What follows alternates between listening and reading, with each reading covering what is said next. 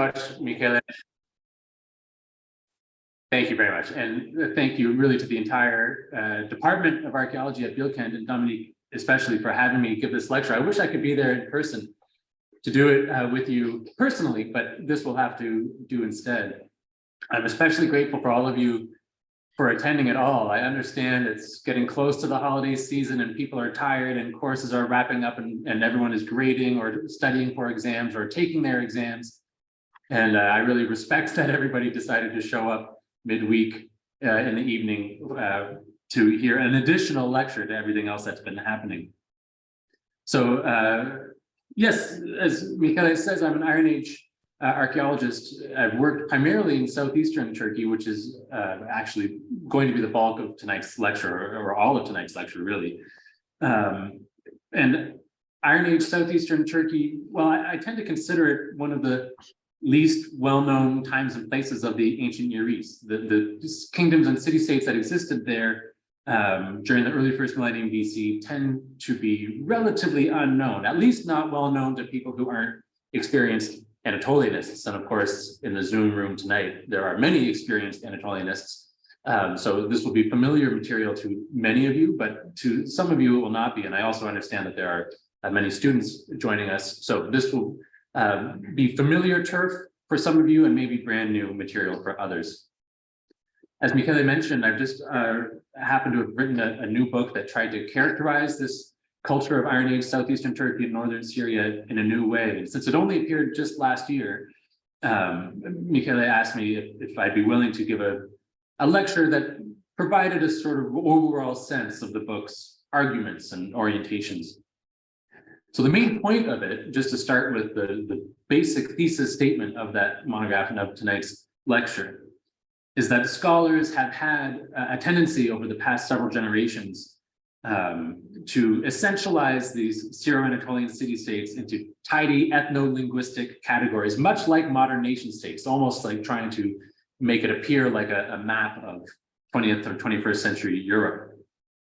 And here I'm going to argue that processes of cultural mixing that were involved in the Iron Age renders that kind of characterization misleading, actually, and that a model of shared cultural identity, despite all these different languages and scripts that are present, is actually a more accurate representation of that time and place. That's the basic point of the book. There's a second related argument that I'm only going to be able to ping a couple of times today, as it were, and that is that this culture, which, as you can see in the title here, I refer to as the Syro-Anatolian culture complex, was actually one of the ancient Near East's most significant phenomena during the early first millennium BCE, at least, insofar as we measure it by the influence that it wielded over its neighbors. That's actually the subject of a whole nother lecture, I think. So I'm, as I said, only going to mention that sort of briefly a couple of times. So you might ask yourself then, how is it that this culture has been both misrepresented on the one hand and underappreciated on the other all this time since ancient Near Eastern scholarship began, 150 years ago? So let's start with that question, actually, because that's also a very interesting one. And I'll just begin with some geographical and chronological parameters just to make sure that we're all on the same page.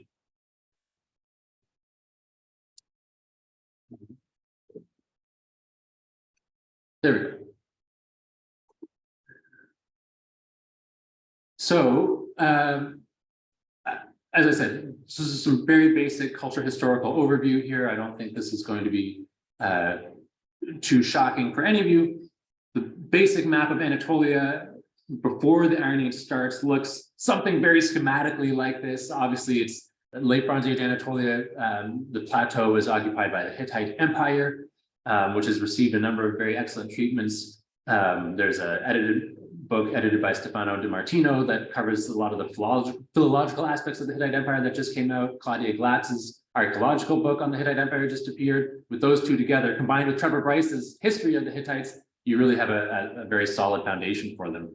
Of course, their territory didn't look like a perfect ellipse like this, but nevertheless, you get the basic idea. This is what the major geopolitical entity during the period before the Iron Age looked like in Turkey. Following the late Bronze Age, we have the Iron Age 1. I'll alternate probably between calling the Iron Age, dividing it between Iron Age 1, 2, and 3, and early, middle, and late. Those terminologies are more or less identical. There's actually a little bit of a divide across the Taurus Mountains between which terminology gets used. Since I was trained on the southeast, this is the terminology I'm more familiar with. But in any event, Iron Age 1, or early Iron Age, a period from, let's say, 1200 to about 1000, or slightly later, maybe 900. You'll notice that I haven't drawn any ellipses on this map, and that's because it's very difficult to do so. This is a period that is sometimes referred to as the Dark Ages. Why dark? Dark because we don't have historical inscriptions that illuminate its geopolitical history for us. So it's very difficult for us to draw circles on the map saying this is where kingdom so-and-so was and this is where kingdom such and such was. That picture is actually starting to change. I often like to joke that it's maybe we shouldn't call it the Dark Ages anymore. We can call it an age dimly lit or something like that. It just seems like every year a new inscription is being found. That tells us a little bit more. We are starting to be able to piece together the continuities and changes from the Bronze Age into the Iron Age in historical terms. But for now, let's just leave this as a time period that is not very well understood, which more or less remains the case. It's really in the Iron Age 2 period, or the Middle Iron Age, that things start to rejuvenate again in terms of visible political complexity that historians and archaeologists can really identify and start to understand and explain. So let's look at what some of those phenomena are. Well, first, in the central Anatolian plateau, where the Hittite Empire once was, we now see a new kingdom that's known as Phrygia in classical and English sources, and Mushka in ancient Near Eastern sources, and our cuneiform sources from Akkadian.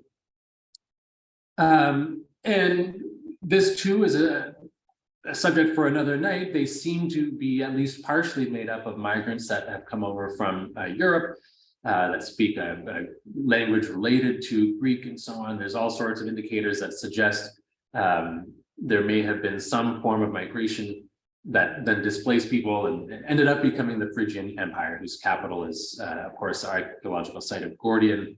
And if you haven't heard of Phrygia and you haven't heard of Gordian, I'm sure you've heard of its most famous king, Midas, whose touch supposedly turned things to gold. Fine, so that's one. Off in the west, the Aegean world is starting to see the rise of the very famous Greek city-states that would come to become so famous, a few centuries later in the Hellenistic civilization. But this is the period, the early first millennium, is when the Greek city-states are starting to come into existence. Much further to the east, based in northern Iraq, in northern Mesopotamia, is the heartland or core of the Neo-Assyrian Empire.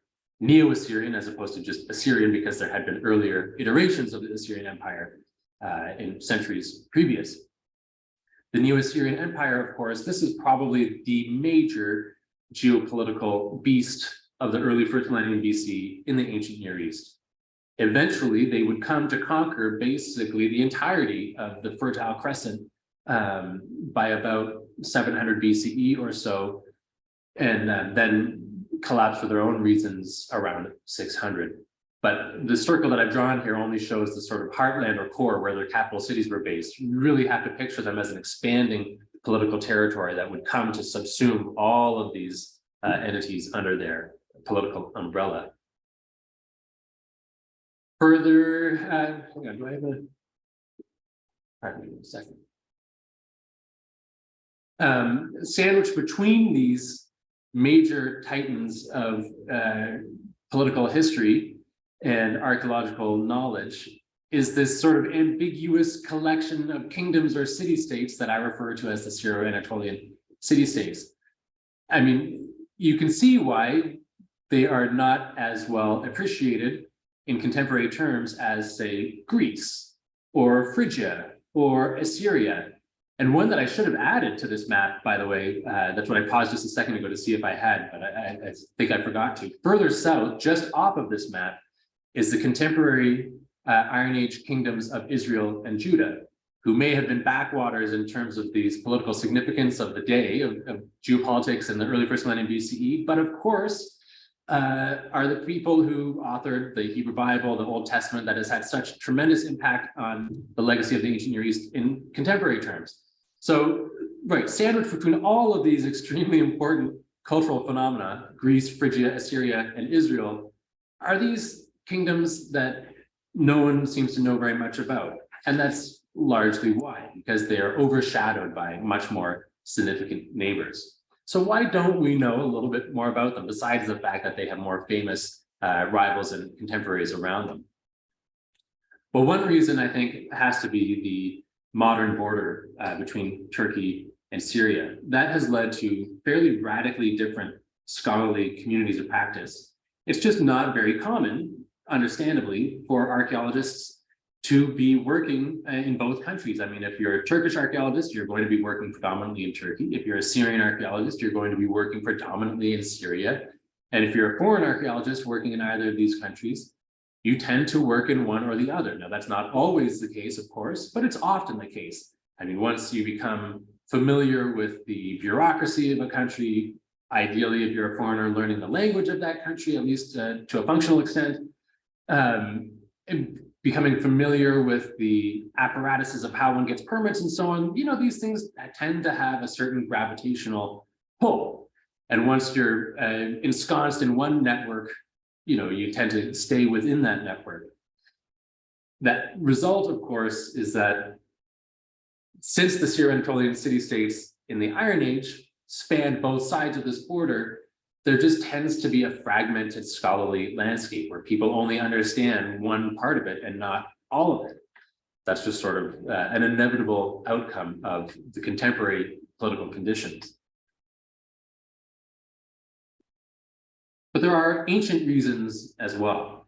And one is the different scholarly specialties that have been maybe inadvertently related by radically different languages and writing systems that were in use during this time period, during the Iron Age. So just to give you an overview of what these languages and scripts look like, and again, apologies for those of you for whom this is already extremely familiar turf. Language one, let's say, is Luwian, that uses this hieroglyphic Luwian script. So Luwian is an Indo-European language. It's related to the English language that I'm speaking now. It's a sister language of the Hittite language that was, of course, the court language of the Hittite Empire itself. It now seems, by the way, this is an interesting side note, it now seems, based on the arguments of many linguists, that in fact Luwian was the predominantly spoken language on the Anatolian plateau, even during the Late Bronze Age, even though the vast majority of our texts are Hittite, and linguists can tell that from features like linguistic interference, but that too is a subject for another time. The script is hieroglyphic Luwian, and not to be confused with Egyptian hieroglyphs. It is hieroglyphic in the sense that it's using pictographs, but otherwise completely unrelated. And it's written boustrophedon, which means left to right, and then right to left, and then left to right. There's not a ton of scripts that use that kind of writing system, by the way. Etruscan, I think, is another one that does, although Etruscan is also undeciphered. Rongo, the also famously undeciphered script from Easter Island, is also boustrophedon. In that case, actually also even reverse boustrophedon, meaning that not only does the language, does the writing direction change from left to right as one reads, but it also flips back and forth along the vertical plane as well, so that you have to turn the tablet every line as you read. Thankfully, it does not at least do that. So this is one major language within the Syro-Anatolian culture complex. The other is this group of Semitic languages, especially Aramaic and Phoenician, and certain subdialects like Somalian that are pertinent to single city-states. I'll talk about that also in just a second. So Aramaic and Phoenician, obviously, as I've just mentioned, are Semitic language family members related to modern Hebrew, modern Arabic, and of course, ancient Akkadian, the prominent language of Mesopotamia. This is a completely different language family from Luwian. Not only that, but it used during the early first millennium BCE, the newly invented alphabet writing system. So this had just been invented in the very late second millennium, early first millennium BCE by Phoenician writers, and then borrowed almost immediately thereafter by Aramaic speakers. to apply it to their own language. And as you can see, the language and writing system could hardly be more different from hieroglyphic Luwian if one were going to try and invent something different. Two completely different language families, two completely different writing systems. Now, any ancient Near Eastern first millennium philologist worth his or her salt will have, of course, a passive familiarity with both of these. Anyone studying early first millennium Aramaic will also know at least a little bit about hieroglyphic Luwian and vice versa. But nevertheless, it remains the case that because the ancient languages and writing systems are so different from one another, scholars will inevitably tend to specialize in one or the other. And that too has had a sort of balkanizing effect on scholarship, where one has philologists who are more familiar with such and such language family and philologists who are more familiar with other, and not necessarily communicating directly with one another, or even studying the inscriptions that belong to the opposite, to the paired group, which, yeah, has a tendency to fragment the disciplinary landscape. There's also the problem of the nature of our historical sources themselves, namely that the Syro-Anatolian kingdoms very inconveniently did not write a lot of inscriptions for us to read today. There's a few hundred monumental texts that exist, and that might sound like a large number. In a way, it is, but a lot of those texts are things like commemorations of building events, boasts of having built buildings where one's father never built a building, you know, that kind of thing. What they're not are historical accounts that provide detailed itineraries of who participated in what battle, what year a certain invasion took place, what cities got conquered, what cities were ruled by certain individuals. It's just very, very difficult on the basis of Syro-Anatolian texts themselves to reconstruct their own geopolitical history. Fortunately, we do have a fairly rich historical record in the form of inscriptions that were provided by the Neo-Assyrian Empire, who eventually conquered all of these kingdoms. Now, the Assyrians, very much unlike the Syro-Anatolians, left elaborate details of their military accomplishments. The king had an ideological imperative to go out on military campaign every year. And after coming home from campaign, would have his scribes compose lengthy itineraries of the campaigns, in which they would record details like, I crossed this river, passed by such and such mountain. At the base of that mountain was located this city, which has this name and was ruled by such and such individual. And I conquered it and I defeated it and I took all of this booty from it and so on. And that level of detail gives us an enormous amount of historical information, which is fantastic. But it's important for us to remember, as 21st century scholars, that the Assyrians are not themselves anthropologists. They're not trying to understand Syro-Anatolian culture in its own terms. They're just simply trying to boast about how successful they were in conquering it. So it has its own sort of historical biases that we always have to sort of filter out. Nevertheless, it's at least helpful. But the point is that without local and native historical sources, it's quite understandable that the Syro-Anatolian kingdoms have tended to fade into history a bit more conspicuously than, say, the Assyrians or Phrygia or Israel and Judah, for example, or Greece. And still, another reason why we tend to know very little about them is because their legacy in subsequent cultures up to the present was dramatically cut short by the program of deportations that the Neo-Assyrian Empire undertook when they conquered these kingdoms. So the Neo-Assyrian Empire had a state policy over the course of 2.5 centuries or so, that when they conquered a region, whether it was in southeastern Turkey, northern Syria, or any other part of the ancient Near East, they would deport its leading citizens and resettle them somewhere else completely random in the empire. And then they would resettle it with people taken from somewhere else entirely. And so there was a tremendous demographic shuffling that really had a powerful effect on the ability of these cultural formations to, continue their legacy, to maintain their heritage through subsequent generations. It really just sort of cut things short very, very abruptly. And as you can imagine, that must have been an extremely traumatic experience to boot.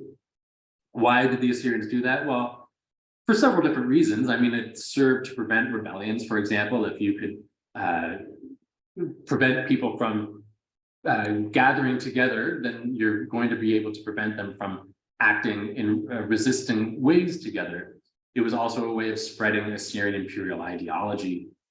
And it was also a way of bringing labor into the core of the Neo-Assyrian Empire. I mean, these cities off in the east there that you can see on the map, like Nineveh, Kalfu, Erbil, Khorsabad, those are massive, massive, massive cities, many hundreds of hectares in some cases, that required vast tracts of agricultural land to be farmed in very aggressive ways if the populations of those cities were going to be able to survive. So they needed populations from other places to come and move there. So for all of those reasons, the Neo-Assyrian Empire had this deportation policy, and as a result, really destroyed Syro-Anatolian culture, which led it to not be as identifiable to us today. So this then is more or less what the geopolitical world looked like around the northeast corner of the Mediterranean Sea at the start of the Middle Iron Age or Iron Age II period, let's say 950, 900 BCE, something like that. Roughly a dozen kingdoms centered around their primary urban center or capital city. And that's why I often refer to these political formations as city-states, because really the economic and political heart of each one of these formations was that capital city, which are the dots that I've shown here. Off in the east, again, is the Neo-Assyrian Empire, who would slowly but surely conquer each one of these kingdoms, sort of another one every couple of years or so, until all of them are part of the Neo-Assyrian Empire, converted into provinces, in fact, in the Assyrian Empire by about 700 BC.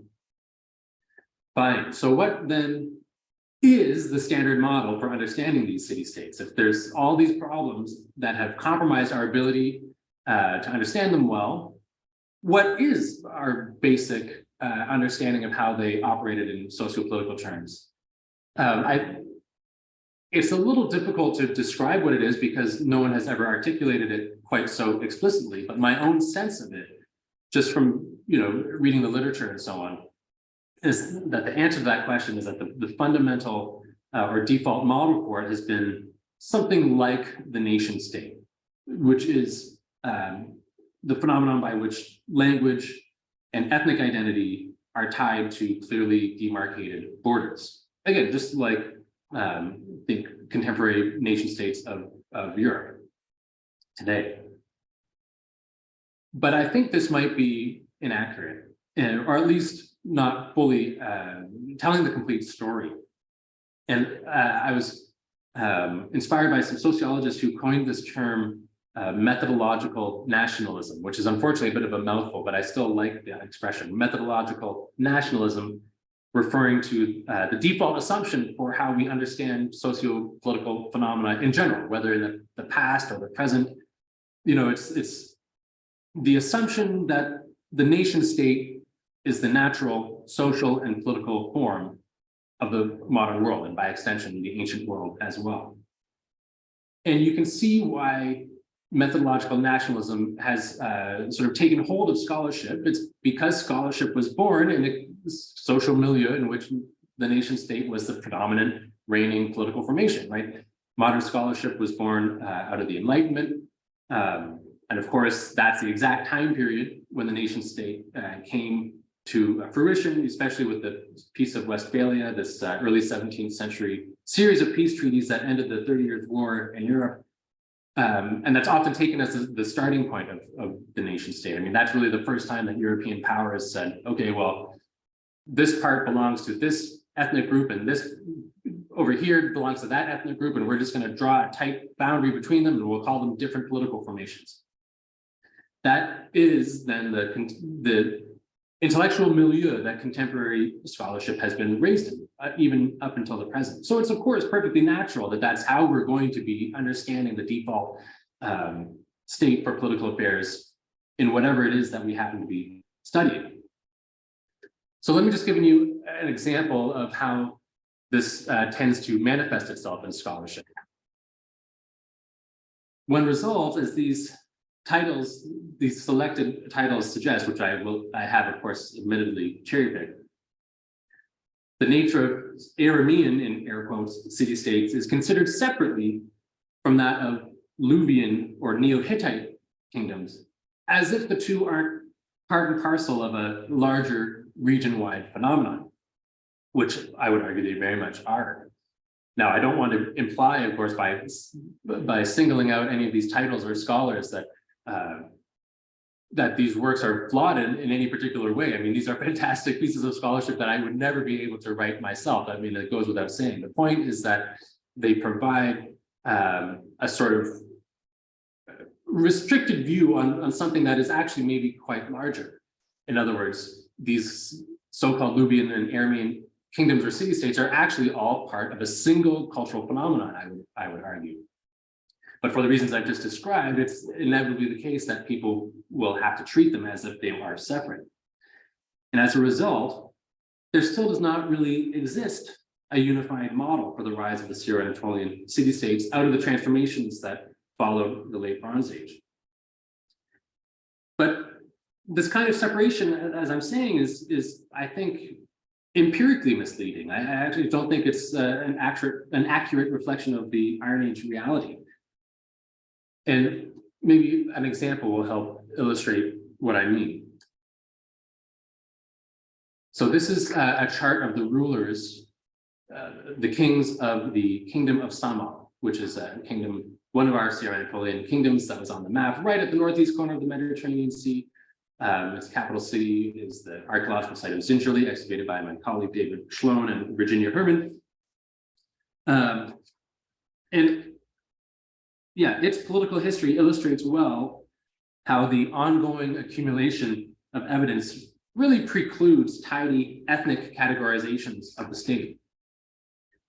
The kingdom is typically considered to be Aramaic, and that's because of its use of Somalian, a dialect named after the kingdom of Samal, of course, but that's fundamentally Aramaean in nature, or Aramaic itself in the majority of its inscriptions. So most of the inscriptions tend to be Aramaic or its dialect partner or sister language Aramaic, Somalian. Hence, people refer to it as an Aramaean kingdom. And these languages, Somalian and Aramaic, are used in royal texts, such as the early 8th century inscription of Panamua the First, and the late 8th century inscription of Bar Rakim, and those are the ones I've circled or boxed in red here.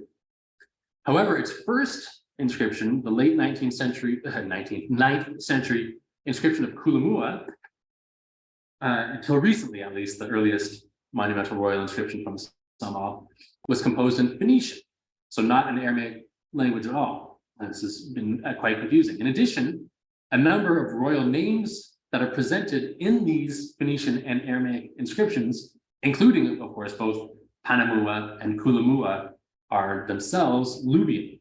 So we have people with Luvian names writing royal inscriptions in Aramaic or Somalian or Phoenician.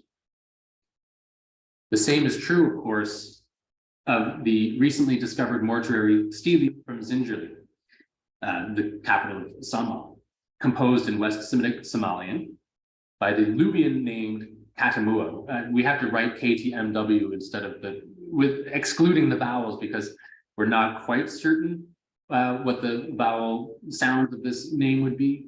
But nevertheless, I'll just say Katamua. It's going to be something like that anyway. Indeed, individuals of the same family were being named in different languages, such as Panamua II, whose name was Luvian, but whose father and son were given West Semitic names. And as it happens, this one city-state's small corpus of inscriptions have alone generated a veritable cottage industry of scholarship that attempts to slot this information into historical rubrics, especially at which times the city-state was Luvian and which times it was Aramaean. And this is where it gets really cool, in my opinion. a hieroglyphic Luwian inscription discovered in 2006 at Panjarlahuic, which is just about a kilometer southeast of Zinjerli. So you can see Zinjerli in the top left there, and the much smaller Panjarlahuic, also much lower Panjarlahuic off to the southeast. That has muddied the situation for the Kingdom of Samal even further. So in 2006, the Zinjerli team was pointed to a boulder that was being used in a boundary wall between two farming fields that had a hieroglyphic Luwian inscription on it. This was the first hieroglyphic Luwian inscription to come from the Kingdom of Samal.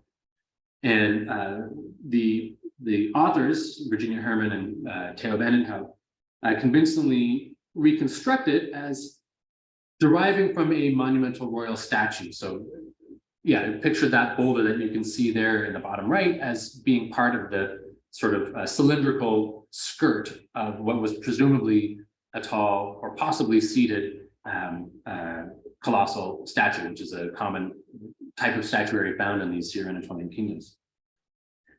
So this demonstrates that Luwian was also a major language of communication within Samal, which means that the earlier lack of Luwian inscriptions, therefore, must have been at least partially due to simply the accident of discovery. We just hadn't found them yet. The Zinjerli team concluded their publication of this inscription by asking again, was Samal first a Luwian and then an Aramaean city-state?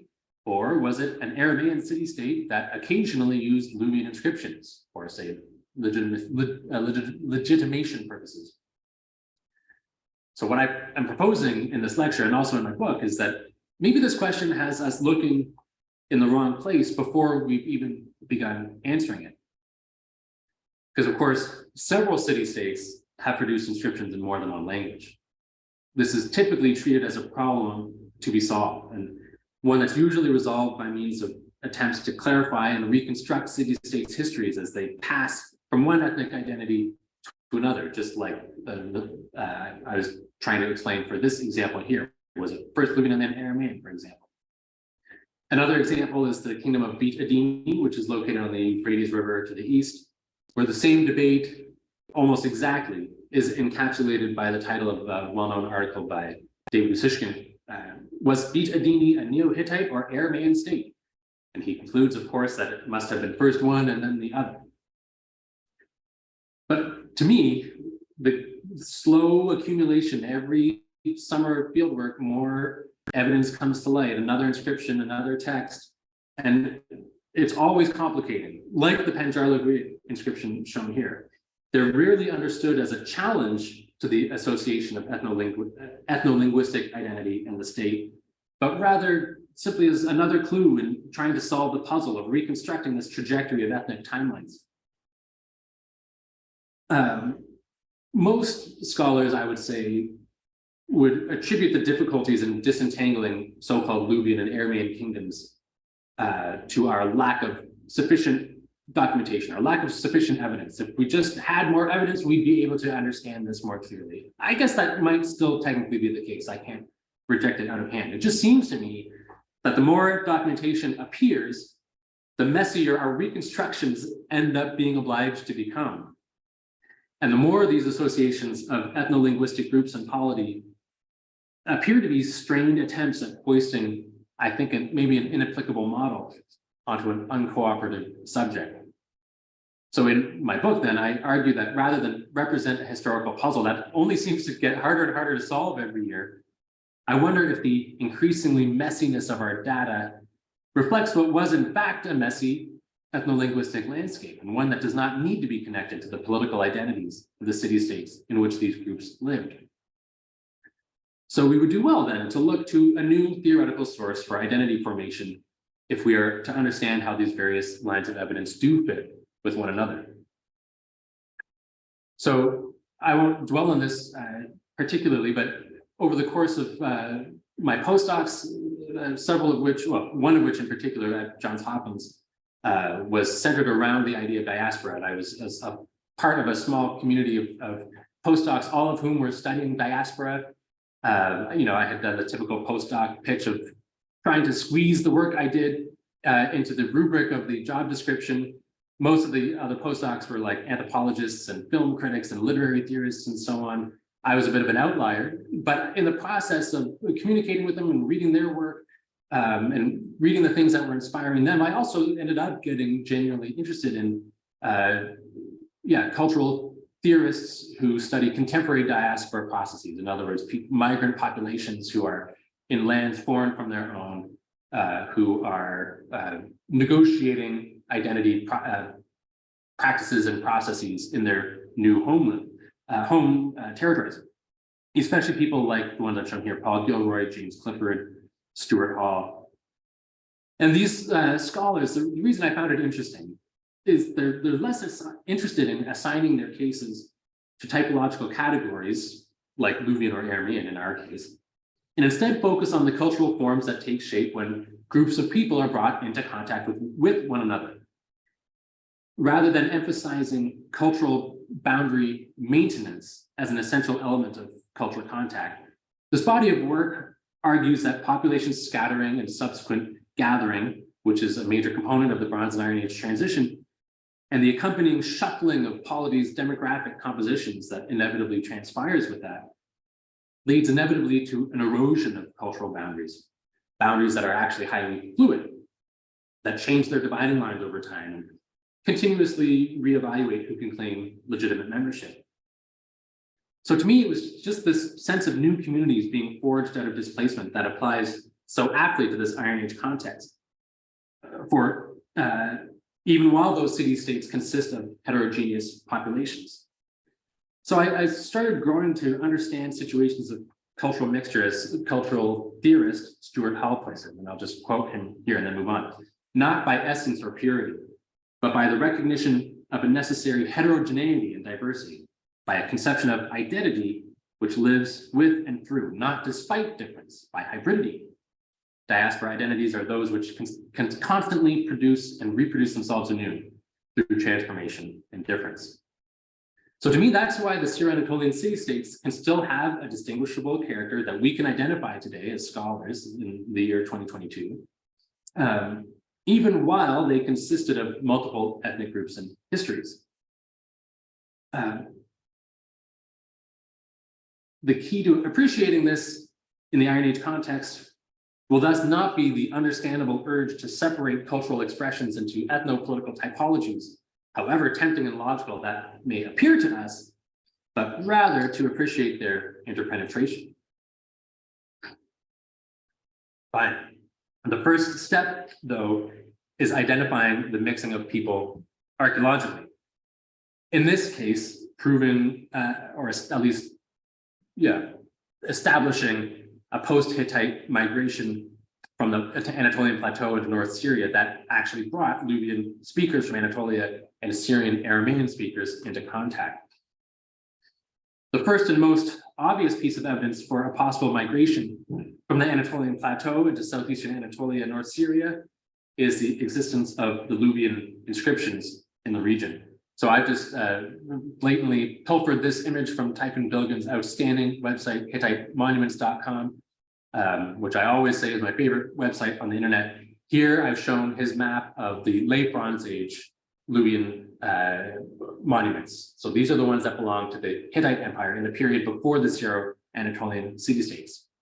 And this is Bilgen's map of the Iron Age inscription find spots, which have now moved far to the south and east. These represent a dramatic quantitative increase from the sporadic late Bronze Age exemplars.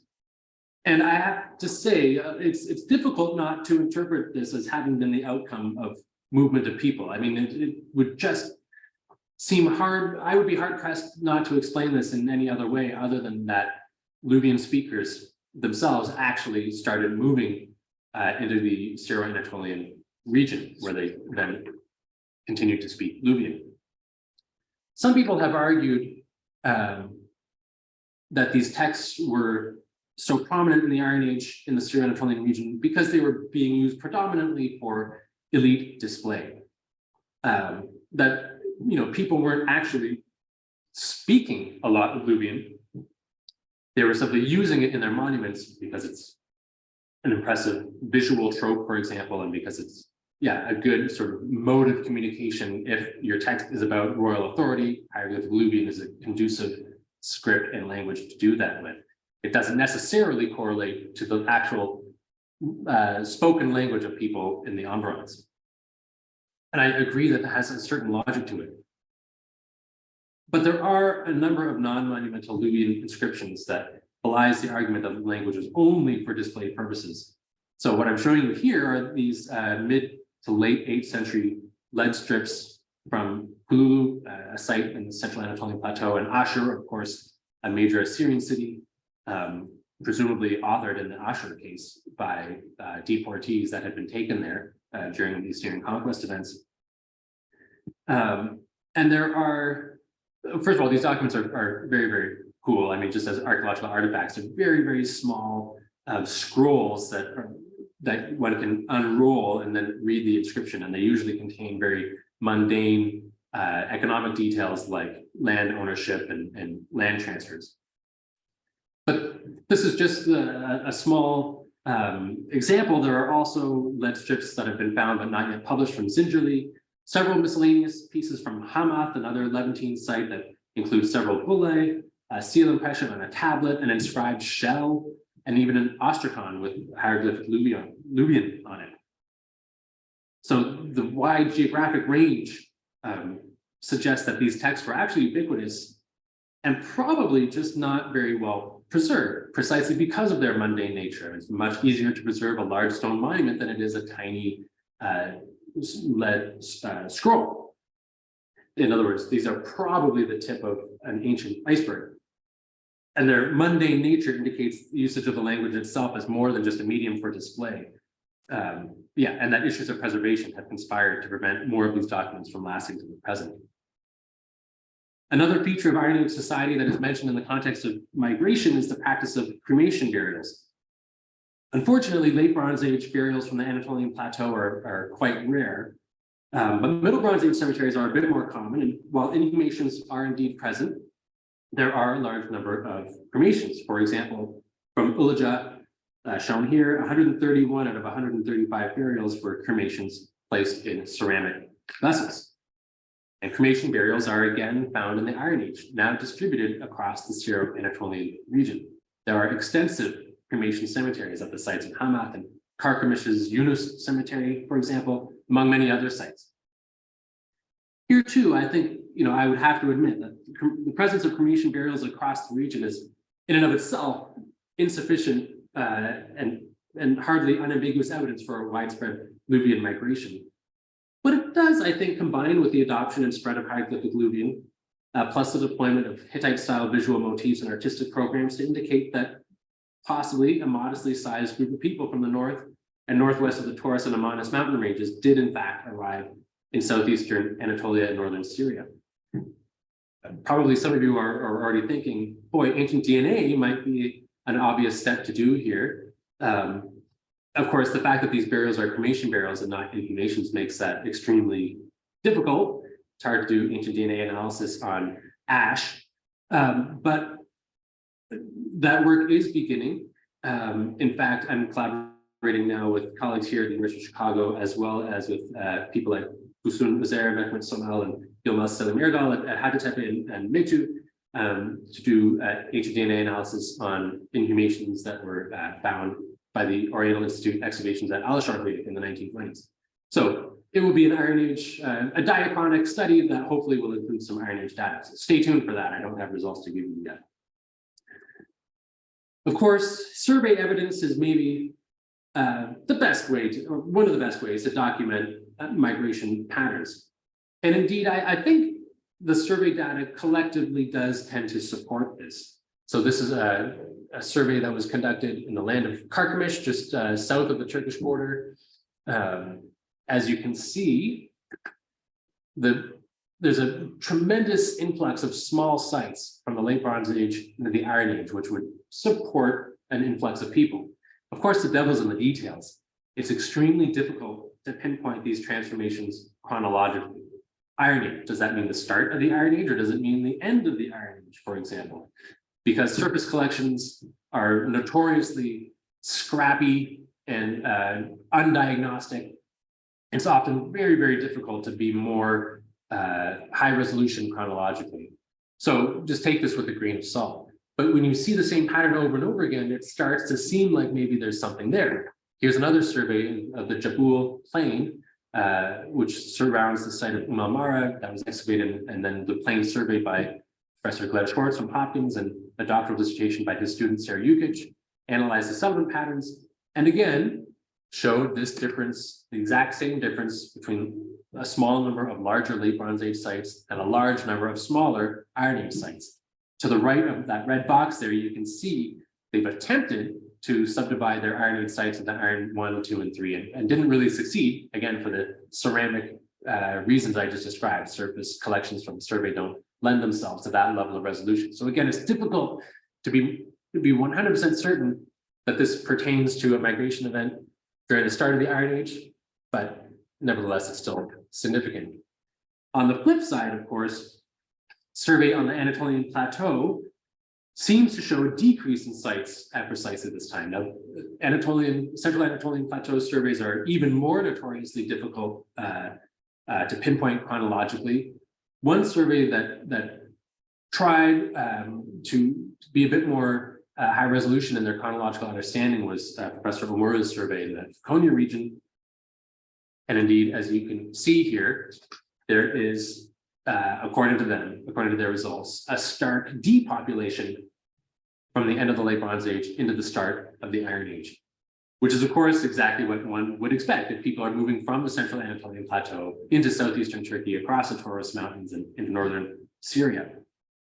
So you put two and two together, I think we have evidence for people moving from the plateau into the southeast. I'm just going to come back to Zingerle briefly because it's again a strong case for showing the outcome of these cultural contexts. The mid-8th century Katamua stele shows a mortuary repast or feast for the deceased individual Katamua. This is a common motif of Syro-Anatolian monuments, by the way. The text provides instructions for foods to be provisioned for various gods, including a variant of the Semitic deity Hadad and the Luwian deity Kubaba. Yet, although the stele clearly belongs to the local mortuary cult, Katamua's remains were not found alongside it, highly suggestive of Katamua's body having been subjected to cremation, although I have to admit that's an argument from negative evidence. We don't have the cremation burial, but we don't have an inhumation either, would suggest the former. The stele then exemplifies, in my view, the complicated ethnic nature of this time and place. A mixture of Luwian and Semitic deities, Semitic language and script, Luwian name, and Anatolian burial customs. This is why I argue for the existence of a single, fluid, and hybridized cultural formation that fluctuates in its specific manifestations over time and between city-states in space. So these are not necessarily rival ethnicities whose associated city-states ethnic historical sequences get clarified with the accumulation of evidence, but rather a cultural expression that selectively fuses elements of both major ethnic groups to create something new. So if all of that is true, then we need a better term to describe these people. Commonly used phrases like Luwian, Aramean, and Neo-Hittite don't work very well because they exclude groups that clearly belong. My book proposes calling the entire cultural system the Syro-Anatolian culture complex. Indeed, I actually wanted that to be the title of the book, but the Oxford University Press wouldn't have it, so I had to call it something else, hence the Syro-Anatolian city-states and Iron Age culture. But if I had my druthers, it would have been just called the Syro-Anatolian culture complex.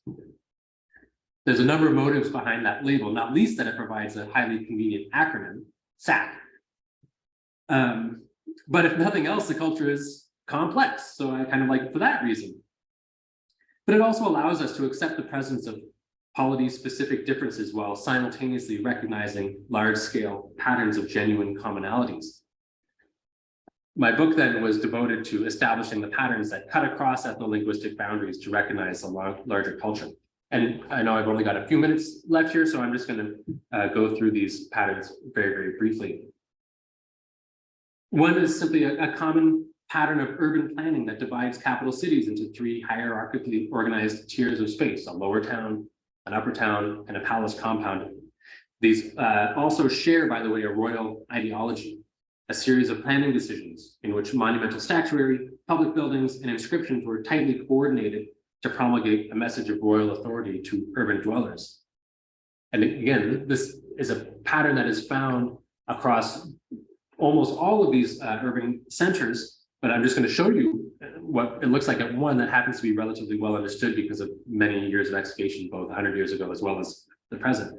At Taltaina, which is the ancient capital of Hunalua, capital of the Syro-Anatolian kingdom of Patina, you can see how political imagery is coordinated in space to promote royal power. An individual walking up from the lower town to the palace would have moved through a gate structure directly associated with kingship and texts and physically accompanied by a royal statue, continued past the city's sacred precinct, where yet another royal statue was accompanied by bombastic inscriptions and a lion statue, further royal imagery. Only then could one pass through yet another gate before arriving at the royal palace itself, the climax of the journey. And again, really, I'm only illustrating this by way of saying that similar spatial ideological programs are present throughout SAC's urban centers. Likewise, of course, the famous Beit Halani palace structure, a shared monumental architectural tradition. It's the palace building of the Syro-Anatolian cities. Again, across several different urban centers, we find more or less the same building that's most conspicuously identified for its columned portico. So those dots that you can see leading into the porticos of these buildings, those are referring to the column bases that are preserved. Like these two, for example, one from the allegedly Luvian city of Taltaina or Kunalua, and one from the allegedly Aramean city of Zinjali or Samal, that are so similar, they look as if, for all the world, as Irene Winter argued back in her dissertation, that they must have been produced even by the same workshop, if not the exact same individual. So these two different supposedly ethnolinguistic nation states, in fact, producing the same artistic products in their palaces. By the way, I mentioned I would just ping SAC's cultural influence on its neighbors. I won't dwell on this, but the Beit Halani Palace, at least features of it, especially the columned entrances to highly significant spaces, were in fact adopted by the Assyrians, who may have been much more powerful politically and militarily, but were culturally receptive to SAC's cultural products. Likewise, of course, iconographic consistency across statuary. These are the monumental statues that were found across several different Syro-Anatolian urban centers, as well as orthostats, the reliefs that lined gates and public buildings like palaces.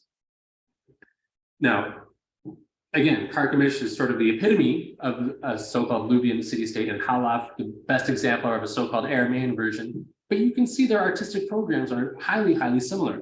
Of course, a trained art historian would probably, in many cases, be able to identify an isolated relief as deriving from one or the other based on parallels with other known examples from that site.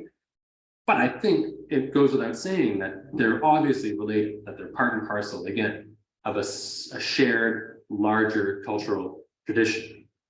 And these are just the most conspicuous examples of things that are visibly seen.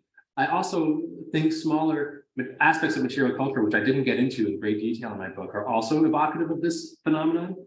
So these are loom weights and spindle whorls from textile industries that show you highly, highly similar modes of making textiles from a site like Taltaina, which is, again, allegedly Luvian, and Talafis, which is allegedly Aramaic.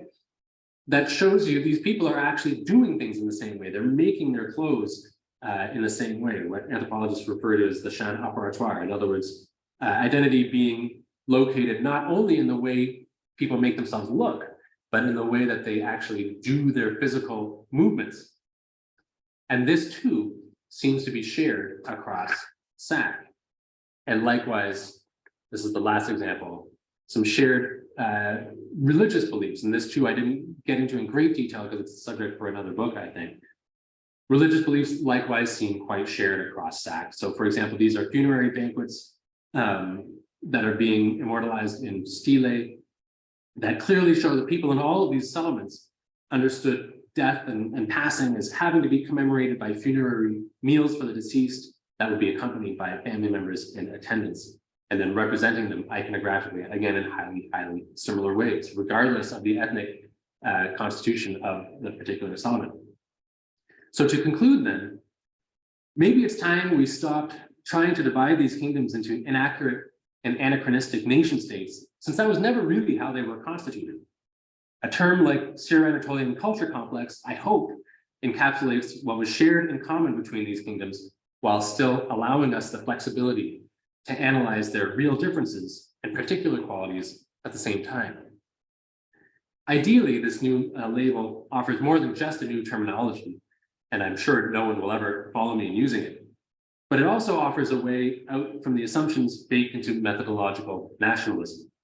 An awareness that out of population movements came culture contact, and out of culture contact came the formation of a new, admittedly highly variable, but nonetheless broadly consistent and identifiable culture complex. Thank you very much. I'll stop talking there.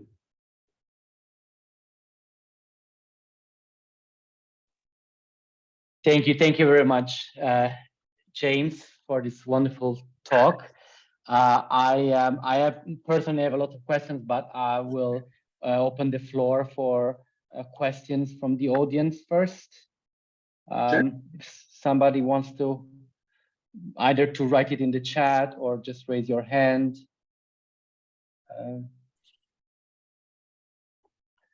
All right, so if nobody is doing the first step, I will. I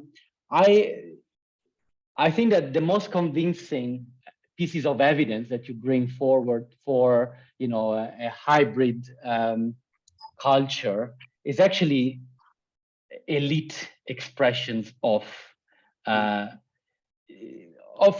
power. In fact, I mean, okay, you also show, loom weights. You also show that there are some evidence for burial customs also being shared.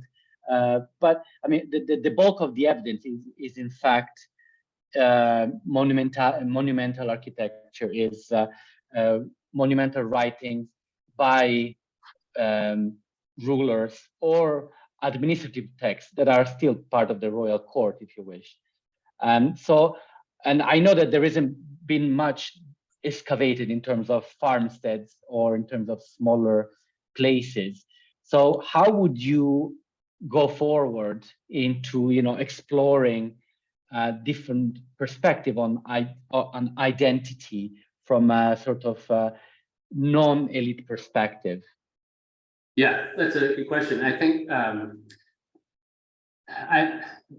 probably what I would like to do, although it's I think a very difficult task and a sort of tedious one to undertake, is what I was mentioning just in that very last, or maybe penultimate slide, when I talk about the loom weights and spindle whorls, that I think it's in the really minuscule sort of day-to-day material culture, and again, and especially not just how those objects are made to look, but how they were made. In other words, to compare the actual formation of, for example, cooking pots in, let's say, Carchemish and Tel Halaf, to see if cooking pots are made with coil formations versus paddle techniques in one side or the other. And if you can identify that they're actually doing their crafts, making their crafts in the same way, as well as making their crafts look the same way in the final outcome, then you really have strong arguments to be made for people having been sort of enculturated in the same cultural conditions from birth, if you see what I'm saying. So I think that's sort of, the habitus, to practice theory or champ apertoire kind of approach is probably the best non-elite way forward in terms of identifying these identity practices. But like I say, that is laborious, tedious work where you just end up looking at thousands and thousands of potsherds. That's I think a doctoral dissertation waiting to be written. I think Guzen's hand was probably up next. Guzen, we cannot hear you. Yeah. Yes, I just unmuted. Well, thank you so much for this wonderful talk, James. And I actually have kind of a connected question, but reversing the question a little bit. So in my research in Lydia, I'm actually looking at this, imperialization process in Sardis, and we kind of see this hybridity in the technological or cultural technological production of the monumental architecture, its fortifications, the elite productions and stuff like that. So I have been entertaining the idea of traveling builders. So I think this has previously also been suggested by Mazzoni, as correct me if I'm wrong. And I was wondering, what would your take on the role of the mobile builders and in the production of this diverse monumental edifices, let's say?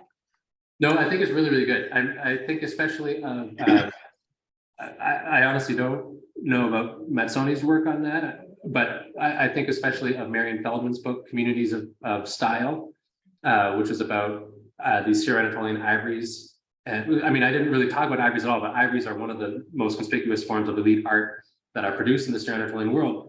And the predominant mode, actually her book is very simpatico with mine, the predominant mode of understanding these artistic crafts in kind of the ways you're describing these in has been, until recently, to assign them to a specific locus of production based on their parallels with the permanent statuaries that are found. For example, if you find an ivory that has the same markings on the haunches of a lion as markings on the haunches of a lion that you find in a relief from Tel Hara, you say that ivory must have been produced in Tel Hara. In other words, it's actually methodological nationalism. In other words, that the same ethnic-based city-states are producing their artistic products in the same ways. And Marion Feldman has argued exactly in what you're saying, that in fact, it seems quite likely that these artisans were actually mobile, that they're making communities of practice among one another, and as they move from place to place, they make their artistic products look the same way, which is why you find them scattered across SAC, and which is why it's actually empirically inaccurate to be trying to associate them with these tidy ethnolinguistic political formations. So yeah, I think that approach is actually really, really great. At least great. I like it because it seems to line up with what I'm arguing. So I suppose that's maybe why I like it. Yeah, thank you. Maybe I shall write to you later to ask for that study. Sure. Yeah, thank you. Ilgi? Hi, James. Thank you so much for this lecture. And it's such an essential way of looking at this period and this region. And I'm a big fan of what you call methodological nationalism. I think it's a great analytical tool for us to interpret current scholarship, and I couldn't agree more. I have a comment, and I mean, you might answer it or you might think about it, whatever you'd like to do now, but that has to do with the concept ethnolinguistic itself. And I find this very problematic. I think that every time we use the term ethnolinguistic, the overlap between the ethnic and the linguistic actually has to be argued. It's not, they don't necessarily go together. So what I find really fascinating when you show, for instance, the column bases from, I'm looking at my notes from, was it from Zincirli and Tel Tainat? Correct. So those are generally, you know, we compare these, but when we have linguistic material, like the name Kubaba, for instance, we immediately think that this is an objective, like ethno-linguistic category, and it has to be Luwian. Whereas linguistic material too necessarily can be shared by, I mean, it doesn't have to be an objective ethnic criterion either, as in, you know, when you're, I would put that in, for instance, when you're looking into the various elements of the Katimuva stele, like that, the fact that, you know, there might be different deity names like Haddad and Kubaba doesn't necessarily, like, these do not necessarily make objectively different communities, but it's the subjective perception of these that have to be argued. So I would just add the ethno-linguistic category to that as well, and that you know, it's because there's a lot of bias in scholarship that when we see language, we're easier, you know, we have an easier time attaching identity to language than to any other material cultural element. So that too is something that's bothered me with Hittite archaeology for a long time. Yeah, you're right. That's a great point. And that could also be unpacked in very similar ways. I mean, it's a short leap. People well, people easily make the leap, which I think is a large leap, just as you're saying, from identifying inscriptions that are written in Luwian to speaking about the Luwians. Mhm. Like just the titles of those books that I showed near the beginning of the talk is what you're describing. So you're right, that also is a similar unpacking that needs to be done. Thank you. Jeff? Thank you very much, James. I thought it was quite a feat to put such a difficult and complex subject so clearly in 45 minutes. Very well done for that. Thank you. I want to ask you about migration, and in support of your idea of an Anatolian migration into the southeast, of course, we have the archaeological evidence from Hattusha, and as far as we know from all of the other major Hittite cities within the bend of the Halys, that they were deserted and destroyed at the end of the Hittite Empire. So those people went somewhere. But what are we to imagine by this word migration? And that's always seemed to me very difficult. Do they all suddenly get up and pack themselves into carts and animals and everything else and go all the way to Carchemish? I mean, surely not. So they're moving in waves, they're moving slowly, they're moving in an organized fashion or an unorganized fashion. These are great big questions, and they're very difficult questions. And I accept that we have really very little archaeological evidence indeed to support any of that, but I'd just like to know your thoughts on how you visualize this migration happening. Yeah, I try not to think about it. It's very exactly as you say, it's so hard. I mean, I just don't know. The actual mechanics of movement are just very, very difficult to identify. They're certainly not described for us in any texts. As you say, it is difficult to envision, some kind of mass horde of people packing up together and going across the landscape. On the other hand, exactly as you put it, they had to go somewhere. Those settlements are abandoned. People had to live somewhere. So, yeah, I don't know. I guess I see it as a multi-generation long movement that is probably not people from, let's say, Hattusha, just to give a random example, from within the bend of the Halys River, from a single site deciding, okay, let's go move to Tel Halaf, or let's go move to Tel Aviv, but rather we need to find somewhere better to live right now that's less complicated and has less oversight and is less dangerous. Let's just try moving, to the valley 100 kilometers away that I visited once when I was a kid, and I remember liking it. And then they get there, and the next generation realizes, it's still actually not great here either. Let's try moving another couple hundred kilometers or so. And then eventually, over the course of 3 or 4 generations, you've got a small number, let's say several thousands of people who have made the journey. But I don't know. I mean, that's just rampant speculation at this point. I'm just making that up. I just really wish I had a better answer to your question, Jeff. It's just really hard to get at. I suspect that if you looked hard enough, you could find examples for all sorts of different models, and one model of course doesn't rule out another. And struck many years ago in Van that the medieval Armenian population of the city of Adlajavaz, after a massive earthquake which was so destructive, packed up and moved en masse to Cairo. So there are examples of people deserting cities and moving huge distances. That doesn't necessarily mean that everybody who migrates out of central Anatolia down into the southeast does so as part of one huge great movement. So I suspect it's very complicated. Yeah.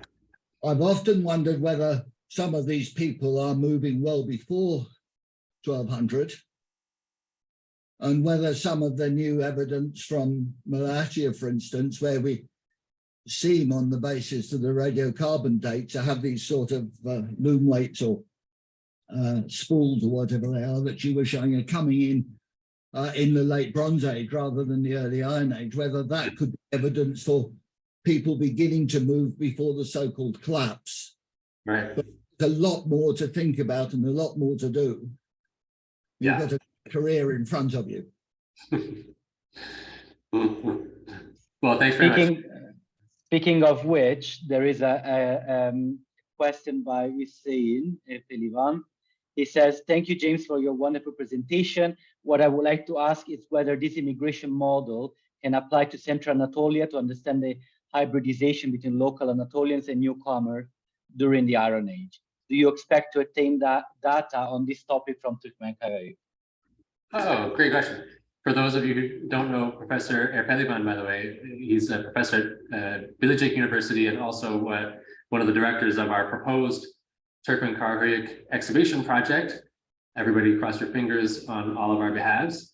And yes, I think Hussein, the answer is I would expect that this kind of hybridity would exist in the Central Anatolian Plateau during the early first millennium BC there as well, largely due to different migration events that are happening there, in particular the Phrygian migration, which is a bit more controversial in historical terms, although I tend to think, again, on some level it must be happening, both into Anatolia from the Aegean world, and then also, as people like Jeff have argued, across Anatolia from the heartland of Phrygia east of the Kızılırmak. So it stands to reason that one should see hybridization between migrant populations and local populations.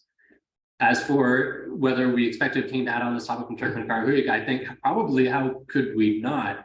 It's such a rich site, we think, that it's going to tell us all sorts of different things about all sorts of different types of cultural questions.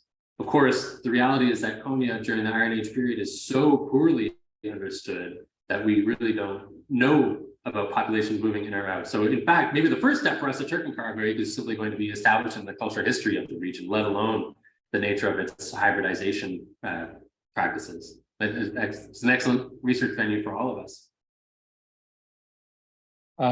Actually, earlier I saw Ali Çiftçi raising his hand. I'm not sure. Yes. Hi, Ali. How are you? Hello. Hi, Mikhail. Thank you very much for a really interesting talk. I just wanted to add it a little bit, perhaps, a site that we've been working for the last 8 years in Kahramanmaraş called Elbistan Karahuyuk. For the last couple of years, we've been digging a cemetery next to it. It's a cremation cemetery. Majority of the burial that we recovered, mostly urn burial, but there are disturbed inhumation burials. There was one, and there was also a couple of others, stone circles, but also cremation. So there are a mixture of burials, different kind of burials, and all of these are dated to Middle Iron Age.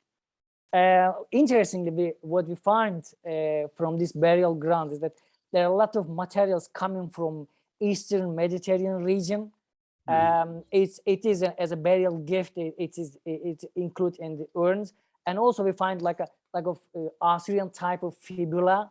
So these regions also have a connection with the Assyrian war. So whether that will add to your theory of this, it looked like that there might be a difference, whether you can connect it with some of your ideas, but there might be something to look for you. If we haven't published mostly, but we've been trying to publish a little bit from here and there.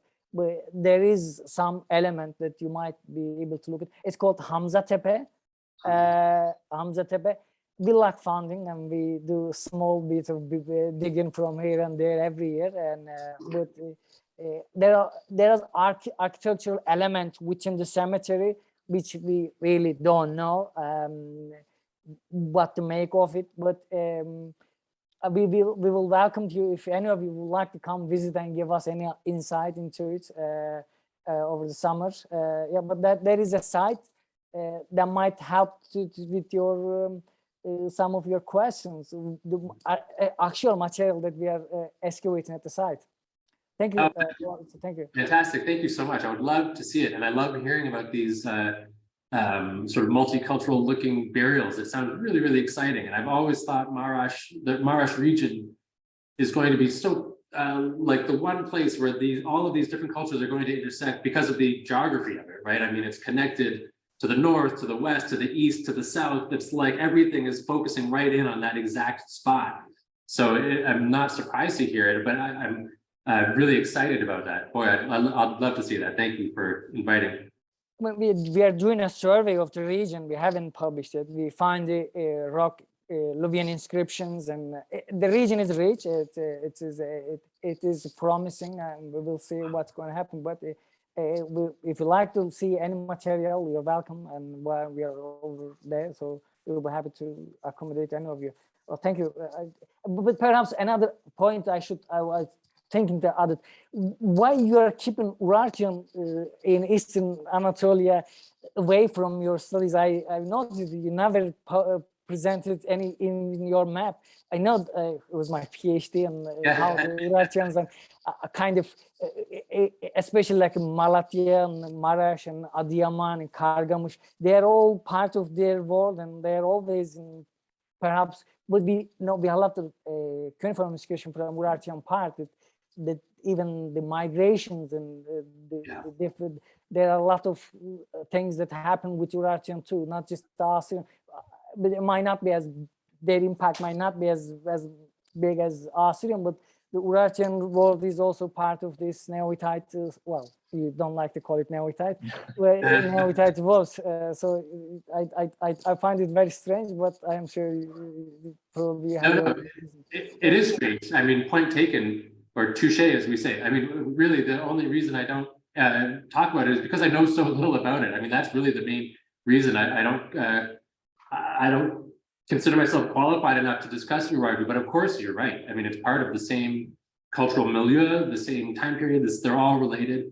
I mean, Umar Harmanshah, for example, refers to the Assyrian Empire, the Syro-Anatolian world, and Urartu, the three of them, as part of cultural koine. You know, they're all sort of, the three of them together are kind of one cultural formation.